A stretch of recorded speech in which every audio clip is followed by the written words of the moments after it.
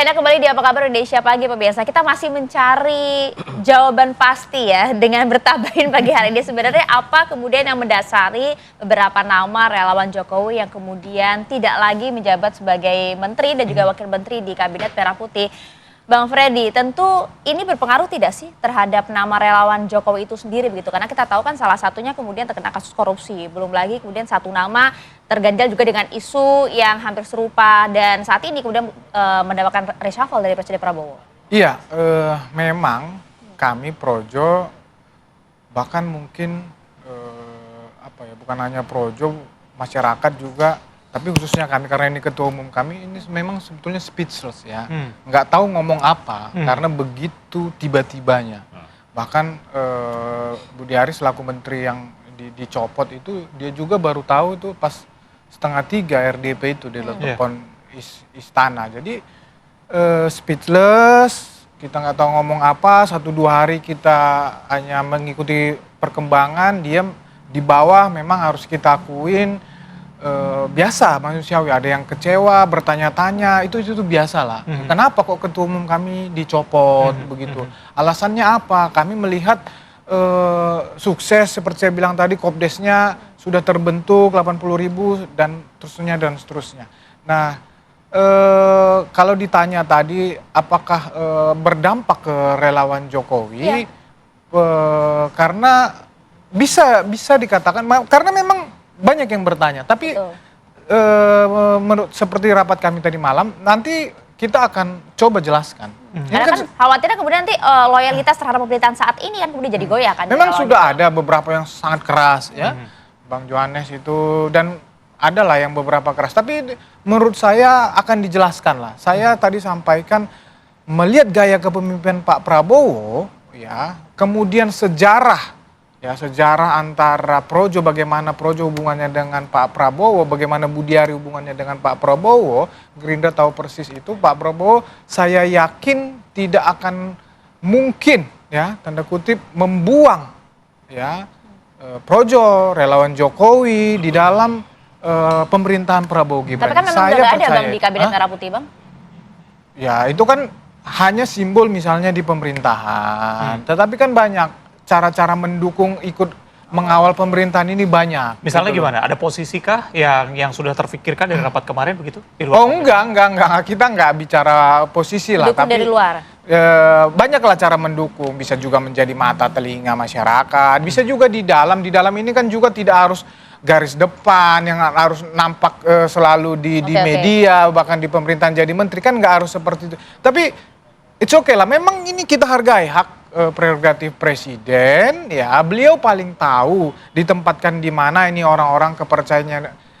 Kemudian juga saya harus klarifikasi di sini, kan sering dikatakan Noel karena relawan Jokowi, Budi Ari relawan Jokowi. Ini kan dua hal yang sangat beda. Kalau Noel kan jelas kasus, jadi beliau terlempar dari kabinet itu bukan karena reshuffle-nya bukan memang momentum reshuffle, bukan karena memang kasus ya. Nah, sedangkan Budi Ari kan memang momentum reshuffle tadi udah disampaikan analisa dari Bang Daniel. Jadi kalau kami melihat memang Presiden Prabowo melihat ini butuh keseimbangan politik baru. Ya, jadi yang harus ditempatkan ya, mana orang yang harus di sini, mana orang yang harus di sana. Nah, itu presiden yang paling tahu gitu. Sesimpel itu sih kami melihatnya. Presiden butuh keseimbangan politik baru. Jadi dalam kalau kata Bang Daniel tadi butuh akselerasi lebih cepat, it's okay. Itu sama aja. Jadi butuh yang mana yang lebih tepat menjalankan ini, kan ada target-target tadi misalnya di Kementerian Koperasi sudah beda lagi. Tadi kalau bicara kelembagaan membentuknya bisa kenceng. Nah, ini bicara operasionalnya bagaimana? Mungkin presiden melihat seperti itu. Ya, tapi sekali lagi presiden yang paling tahu alasan itu. Ya, presiden yang paling tahu, Bang Daniel. Jadi kalau kemudian bukan karena kinerja, karena apa? Karena kan tadi disampaikan bahwa sukses besar kok. Targetnya sudah tercapai juga lebih cepat. Tercapai semua lebih cepat begitu ya. Tapi akselerasi lebih cepat apalagi sebenarnya yang dibutuhkan oleh Pak Prabowo begitu. Mbak Maria, karena ini reshuffle, pengangkatan menteri baru atau pencopotan menteri baru, karena itu adalah hak prerogatif presiden. Tentu saya tidak punya otoritas dan tidak mampu juga menjawab pertanyaan Mbak Maria yang sulit sekali tadi itu. Jadi artinya yang paling tahu kebutuhan kepemimpinan beliau itu adalah presiden sendiri. Tentu kan kami para pembantunya itu siap sedia, sami'na wa atokna, kira-kira begitu dalam Islam, memastikan semua agenda yang sudah disusun dan ditarget oleh presiden itu bisa dilakukan dan bisa diakselerasi tadi saya sebutkan. Jadi Oke. yang jelas pada momentum kepemimpinan Presiden Prabowo saat ini, beliau fokus ingin memastikan aliran sumber daya alam, aliran ekonomi kita itu sampai menetes ke rakyat yang paling membutuhkan. Itu pertama. Betul. Kemudian Ya. yang Bang kedua, Daniel. fokus beliau ya tentu adalah agenda pemberantasan korupsi, memastikan praktek pemerintahan kita itu jauh lebih bersih dibandingkan sebelum-sebelumnya, dan ingin memastikan bahwasannya potensi alam kita itu tidak dirampas, digunakan Ya. untuk hanya segelintiran orang, Bang kemudian Daniel. dibawa ke luar negeri dan sebagainya. Oke, Bang. Kalau kemudian tadi kan Bang Freddy sudah sampaikan, ditegaskan bahwa hubungan relawan Jokowi atau Projo saat ini bersama dengan pemerintah saat ini masih tetap sejalan, masih tetap mendukung walaupun tidak ada kemudian perwakilan dari Projo di Kabinet Merah Putih. Tapi kalau dari Gerindra sendiri sebenarnya seperti apa sih arahan dari elit partai, dalam hal ini kemudian Pak Prabowo juga terkait dengan hubungan antara Gerindra dan juga Projo saat ini? Standarnya adalah standar moral politiknya Partai Gerindra dan standar moral politiknya Presiden Prabowo sebagai juga Ketua Umum Partai Gerindra itu adalah merangkul semua komponen anak bangsa. Artinya kita ingin persatuan itu tetap dijaga dengan baik, ada dialektika yang baik di antar anak bangsa satu dengan lainnya. Walaupun itu tidak selalu dimaknai harus semuanya ada di dalam pemerintahan. Misalnya contoh Ah, sederhana, PDI Perjuangan itu di luar pemerintahan. Ibu Megawati tegas memposisikan PDI Perjuangan di luar pemerintahan, tapi kemudian komunikasinya dilakukan dengan baik, silaturahim tetap terjaga, artinya proses saling dukung satu dengan lainnya tetap dilakukan. Apalagi dengan teman-teman projo misalnya atau dengan relawan-relawan yang lainnya, hal yang serupa juga berlaku. Artinya Pak Presiden tidak ingin ada perpecahan di elit-elit politik kita, apalagi kalau itu menular ke rakyat kita di seluruh Indonesia. Yang concern Pak Prabowo adalah memastikan semuanya guyup sehingga agenda pembangunan ekonomi itu bisa dilakukan dengan baik. Karena kalau kemudian keguyuban itu hilang atau kemudian yang muncul adalah noisy yang tidak penting di tengah masyarakat, itu akan mengganggu agenda-agenda pembangunan ekonomi. Yang jelas oke. Pak Presiden menginginkan kita bareng-bareng membangun Indonesia, ada dialektika. Kalau kemudian ada sesuatu yang tidak sesuai, kebijakan pemerintah yang tidak sesuai dan merugikan rakyat, maka memang harus ada dialektika. Dialektika itu kan bisa dalam bentuk kritik yang kemudian dijawab oleh pemerintah dengan beberapa perubahan kebijakan dan sebagainya. Begitu Mbak Maria. Ya. Oke, baik, Bang Daniel, setelah reshuffle ini Pak Prabowo kan mengumpulkan kader-kader Gerindra gitu. Apa aja pembahasannya di sana? Kemarin kan sudah disampaikan beberapa hal oleh para kader Gerindra. Pak Presiden menekankan sikap-sikap seluruh kader Gerindra, terutama yang ada di legislatif maupun di eksekutif, itu menunjukkan empati dan simpati terhadap rakyat, kemudian agenda-agenda kerja dari masing-masing tugas di legislatif dan di eksekutif harus afirmasi sepenuhnya kepada kepentingan masyarakat, kemudian harus bersikap empati dalam hidup dan kehidupannya. Artinya tutur katanya juga kemudian harus menunjukkan sikap simpati dan empati tersebut. Itu inti yang disampaikan oleh Presiden Prabowo, selain tentu adalah agenda-agenda pembangunan yang ingin beliau akselerasi dalam 5 Baik. tahun ke depan. Ya kalau dari narasi ya Bang Daniel sih kayaknya masih guyup kok, masih baik-baik saja begitu ya, meskipun Bang Freddy kami masih bingung, speechless gitu kan. Jadi Kang Cecep, jadi sebenarnya kalau Anda lihat bagaimana ya ini ke depan, kita bicara ke depan ya, hubungan antara Projo dengan pemerintah saat ini meskipun kita tahu sudah tidak ada lagi di kabinet ya. Anda menerawangnya seperti apa?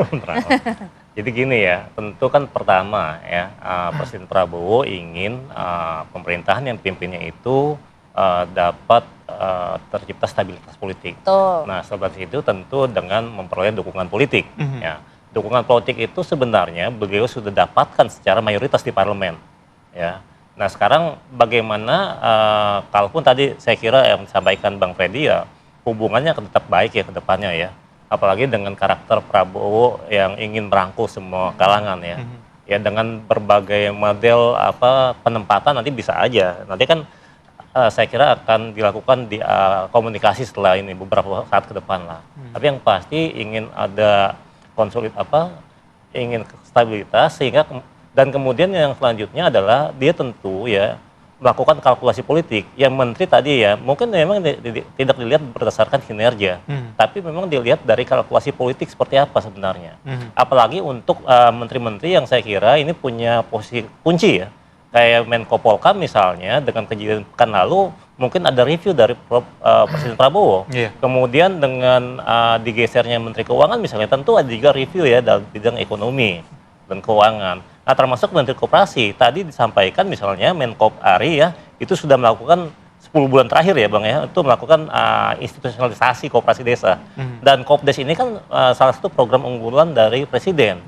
Dan tadi makanya saya bilang dengan epic tadi ya, elit, kemudian patronase, kemudian institusional dan konsolidasi gitu. Ferry tadi kan politisi Gerindra. Jadi dengan menyerahkan kementerian ini kepada politisi Gerindra, ini relatif ya Prabowo menempatkan orang yang memang sudah pasti loyal lah.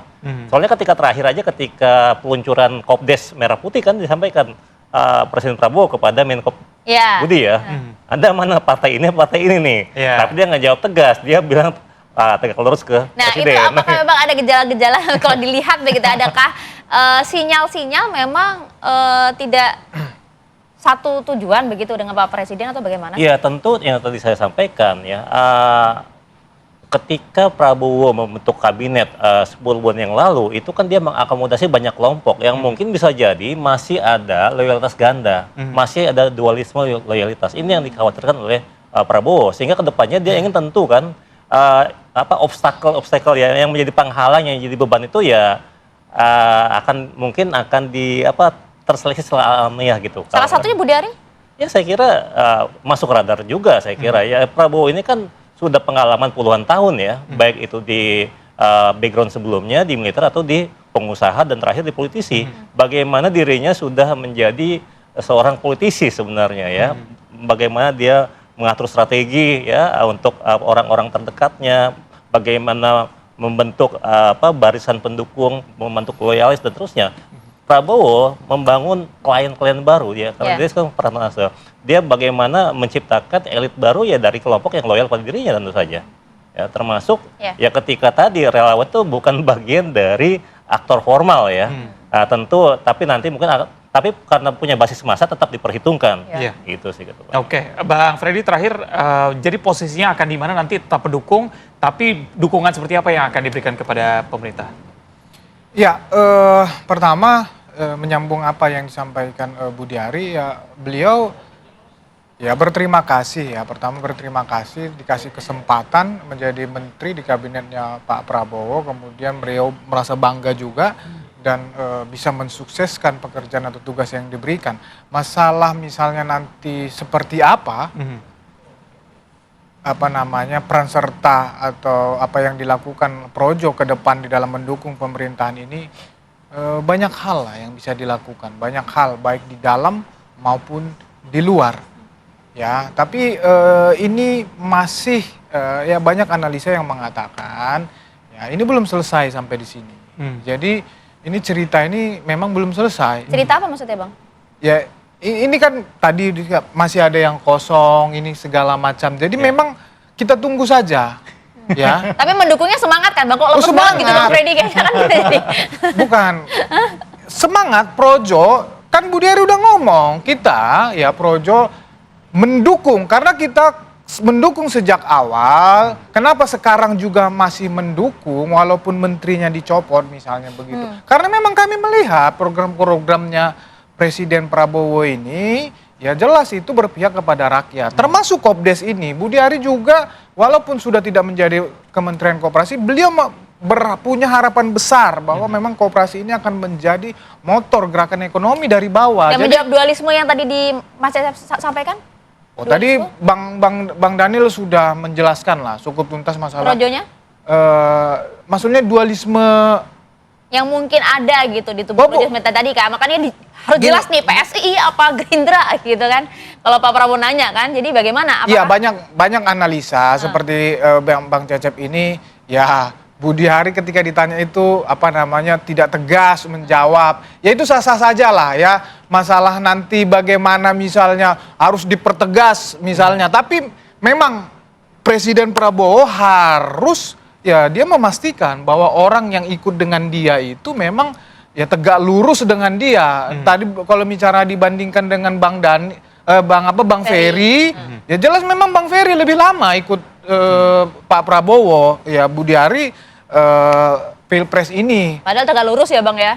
Iya, sampai sekarang kita masih mendukung ya pemerintahan Prabowo dan memang melihat program-programnya akan senantiasa mendukung sampai tuntas ini pemerintahan. Oke, Bang Daniel, terakhir Bang Daniel, jadi Projo masih akan tetap bersama dengan pemerintah, tanggapan Anda? Saya punya 3 hal yang ingin saya sampaikan. Pertama, bagi Presiden Prabowo, modalitas utama kita berbangsa dan bernegara di tengah keberagaman dan kompleksitas politik yang luar biasa ini itu adalah persatuan.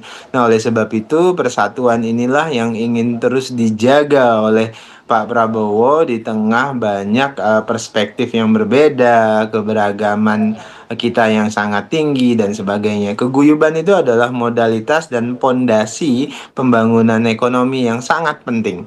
Nah, kemudian kedua, Pak Prabowo tentu ingin menghadirkan pembangunan ekonomi yang merata dan adil untuk seluruh rakyat Indonesia, memastikan seluruh potensi kita dan seluruh sumber daya alam kita itu digunakan untuk kepentingan rakyat banyak dan mengalir kepada rakyat yang paling membutuhkan melalui pengembangan sumber daya manusia yang kuat.